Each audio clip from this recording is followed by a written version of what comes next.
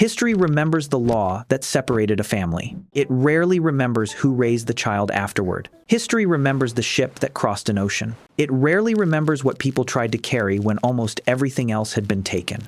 History remembers the famous speech and the person who gave it. It rarely remembers who found the room, cooked the food, and kept the meeting alive. That gap is not an accident. History tends to keep what is easy to file away: laws, wars, leaders, dates, and numbers. Life happens somewhere smaller and slower than that. It happens in kitchens, doorways, church pews, and backyards. It happens in bedtime stories, borrowed money, and Sunday clothes. When a community shows up mostly in the records of the people who controlled them, something gets lost. We learn what was done to them more easily than we learn how they actually lived. Black life was never only oppression. It was never only resistance. And it was never only achievement. It was also raising children, finding relatives, and falling in love. It was burying the dead with care and arguing at the dinner table. It was laughing at a joke nobody outside the family would fully understand. So here is the real question behind the title. What was Black life really like? Not only across history, but inside it, day by day. There is no single answer, because there was never a single Black life. No family, no country, and no century can stand in for all the others. No single video could contain that entire history. This one follows three patterns that recur across different times and places: family, memory, and community. They do not explain every Black experience, but they reveal daily life that official history often leaves outside the frame. To find the life behind the history, we first have to clear away one big misunderstanding. Black life did not begin the moment outsiders started calling it Black. Long before the modern Atlantic category of Black hardened around millions of people, those people already had names for themselves. They identified through lineage, language, land, faith, occupation, village, city, or kingdom. Africa was never one culture, one economy, or one way of living. Some communities hunted and gathered across open land. Some herded animals and moved with the seasons. Some farmed the same fields for generations, tied to planting and harvest. Some built trading cities, centers of learning, and networks that stretched across oceans. Picture one household in the Sahel, inside a West African farming community. Life there turns around the rains, the harvest, an extended family under one roof, and a local market on a fixed day. That household speaks for one shape of West African life, not all of it. Now picture a very different household on the Swahili coast, in a port city facing the Indian Ocean. Here, daily life means trade ships, several languages spoken in one afternoon, and neighbors connected to Arabia, India, and the African interior. That household belongs to an urban, mercantile, and cosmopolitan world of its own. Neither picture is the whole of Africa. Together, they show a continent already holding enormous difference, long before any outsider tried to place it inside one category. None of this means a single Black category maps neatly onto the past. And this is not a claim that earlier African societies were simple, isolated, or peaceful. War, hierarchy, and different forms of servitude existed in many of them, as they did across much of the world.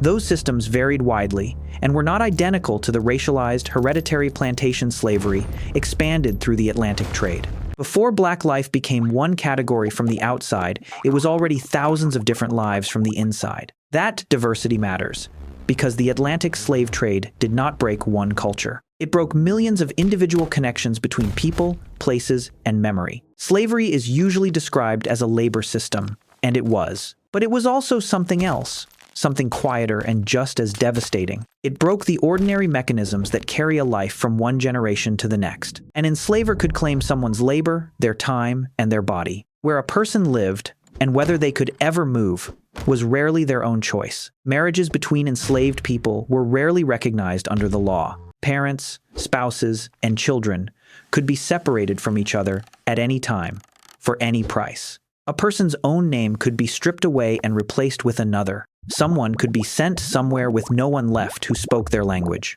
Faith itself could be restricted whenever an enslaver decided it should be, and parents could lose all legal power over where their own children would live. The cruelest part was not only each individual loss, it was that this kind of separation could repeat itself, generation after generation, without warning. If the normal chain of family, language, and memory could be broken once, it could be broken again. The record shows this clearly in bills of sale that priced children away from their mothers. It shows in marriages that had no legal protection at all, no matter how long they lasted. And after emancipation, it shows in the sheer number of people who spent years searching for relatives. They searched through letters, churches, newspapers, and word passed from one community to another. This is not about lingering on violence for its own sake. It is about naming a few plain human questions. Who will raise this child now? Who still remembers a grandmother's name? Who will pass down the old stories? How does a person even know where they belong once that chain is cut? If the normal chain of family, language, and memory could be broken, survival required more than staying alive. It required inventing new ways to belong. The first thing people rebuilt was the most basic structure of human life: someone to care for and someone who would care for them. After emancipation, freedom did not automatically restore a family. For many people, freedom was the beginning of a search. In black newspapers across the South, a new kind of advertisement began to appear. It was called Information Wanted, and it ran for years in papers like the Southwestern Christian Advocate. In 1892, a woman named Caroline Flowers placed one of these notices. She was around 60 years old by then, and she wrote that she wished to inquire for her people. Decades earlier, Flowers, her mother, her stepfather, and 9 siblings had been enslaved together, first in Mississippi, then in Texas. Their first owner, Jephthah Wooten, moved the family to Texas, where he died. His nephew, Green Wooten, then took them back to Mississippi and sold them off. Flowers named her mother, her siblings, and the men who had owned them, hoping someone reading the column would recognize a name. Notices like hers filled newspaper columns for years, week after week. Many left no documented reunion, while some names finally found their way back to relatives. Together, they show something a timeline of laws and dates cannot show on its own. For many families, emancipation was the start of years spent rebuilding a family tree torn apart. When a bloodline was cut, or unprotected by law, communities widened what kinship could mean. Someone with no blood tie could become an auntie, an uncle, a brother, or a sister, just by doing the work of family. Neighbors watched each other's children, shared food and information, and pulled together during sickness and hard times. None of this fully replaced what had been lost, but it added another layer of safety and belonging. And alongside the searching and the rebuilding, there was simply life. Children played together in the yard while adults talked on the porch. People told stories, teased each other over shared meals, and celebrated in their best clothes. None of this joy erases what came before it. It proves Black life was never only a reaction to what had been done to it. Black women carried much of this work, raising children, earning income, and passing news between relatives. They organized aid for the sick and the grieving, and searched for missing family. People should not have needed extraordinary strength just to hold on to ordinary relationships. Family survived, not because it went untouched, but because people kept rebuilding it from whatever connections remained. Family gave people someone to belong to. But memory still needed something to travel in. Culture does not usually survive by staying perfectly still. It survives when people carry its meaning into a new form that can keep moving. One example of this lives along the coastal low country of Georgia and South Carolina. It is called the ring shout. Participants move together in a circle, counterclockwise, in a shuffling step historically kept distinct from formal dance. Hand claps, foot-stomping rhythm, and call-and-response singing build into one shared rising experience. The line between who is performing and who is participating starts to disappear. Everyone in the circle becomes part of the sound. The ring shout is a creolized practice. It formed in a specific place, under specific pressures, blending memory, faith, and rhythm into something new. It is not a single African tradition, preserved perfectly across an ocean and untouched by time. And it is not the one root that all later Black music simply grew from in a straight line. It is its own thing, shaped by the Low Country, by Christianity, and by the community that kept it alive there for generations. What it carried forward were not fixed rules, but a set of deeper instincts. A feeling for rhythm, shared between many bodies at once. A habit of the group answering back to a single voice. For some participants, a sense of continuity with ancestors. An ability to turn private grief into something the whole circle could carry together. A smaller example shows the same pattern in a completely different setting. Food. A familiar technique could survive even when the available grain, leaf, spice, or cooking pot changed. Scarcity, trade, and contact between communities created meals that belonged fully to their new surroundings. What survived was rarely one exact recipe, passed down, untouched. It was often a way of seasoning, cooking, sharing, and making a table feel like home. None of this should be flattened into one tidy origin story. Culture rarely travels with a museum label explaining exactly where every ingredient came from. And underneath the history, there is also simple pleasure. Dancing.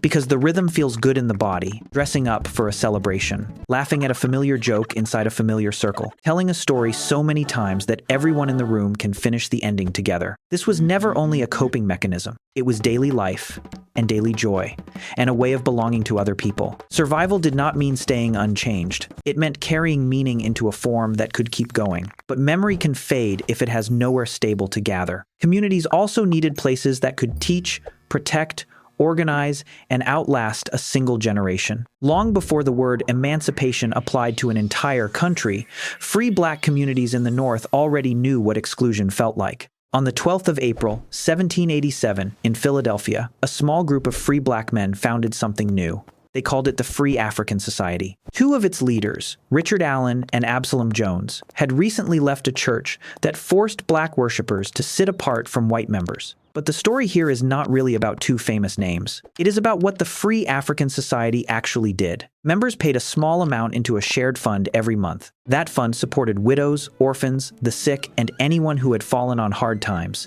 It helped pay for funerals, so no family buried someone alone or in debt. It supported children's education and helped arrange apprenticeships when schools were closed to them. Freedom came gradually in parts of the North and through emancipation decades later in the South. In either case, it rarely arrived with land, safety, steady income, secure housing, or protection from violence. In other places, colonialism, segregation, and color hierarchies created their own forms of exclusion.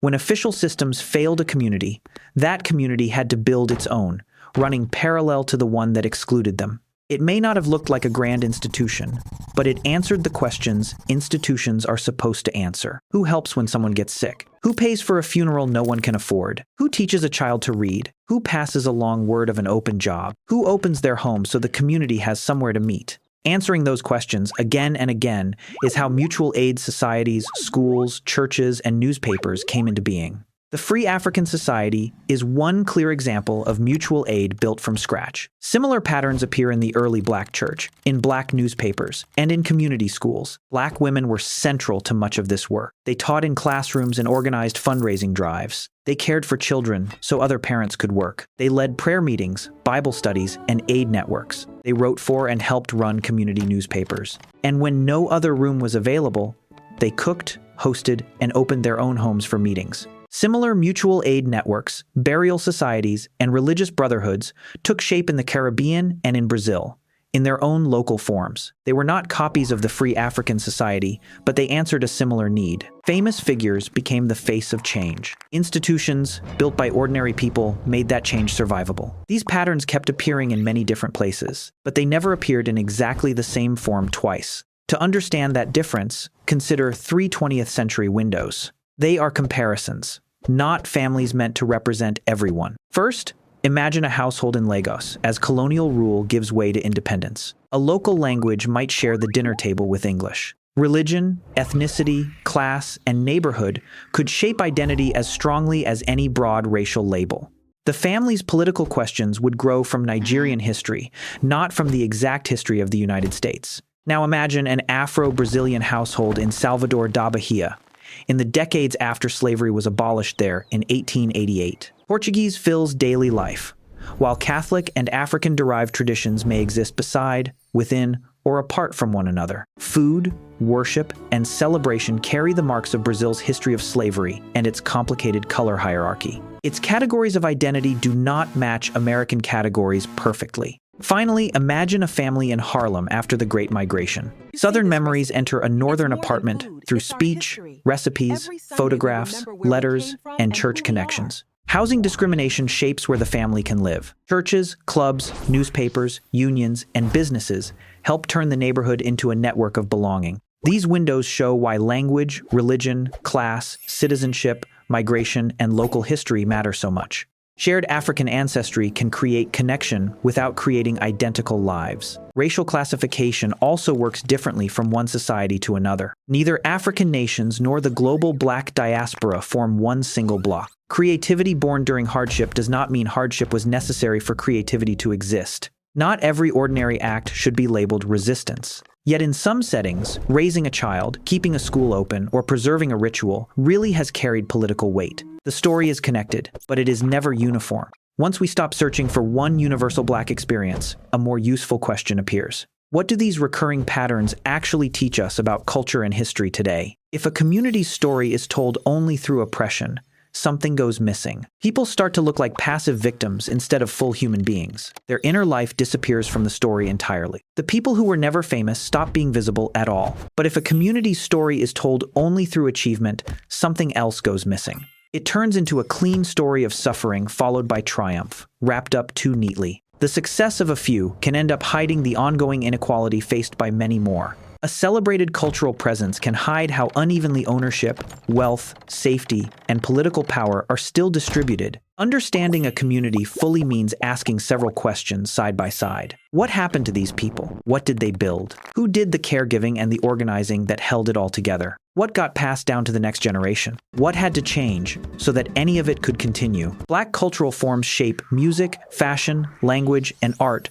far beyond their communities of origin. That kind of global influence does not automatically bring ownership, fair compensation, or real power. Family networks show how people rebuilt belonging after law and violence tried to break it. Cultural transformation shows why change does not automatically mean disappearance. Community institutions show how ordinary people created continuity when official systems denied it. That is why a song, a church, a newspaper, or a neighborhood can carry more history than it appears to hold. And it brings us back to the question we started with. So, what was Black life really like through history? It was never one single life. It held power and loss, often within the same family. It held violence and real joy, sometimes in the very same week. It held families broken apart, and families built right back up again. It held memory stolen, and memory that reappeared in a new form. It held exclusion from official institutions, and the community institutions people built instead. Picture that information wanted notice, a name asking to be recognized,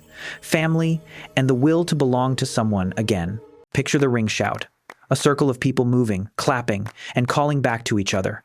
Memory, carried into a form that could keep going. Picture the record book of a mutual aid society, or the room where its members gathered.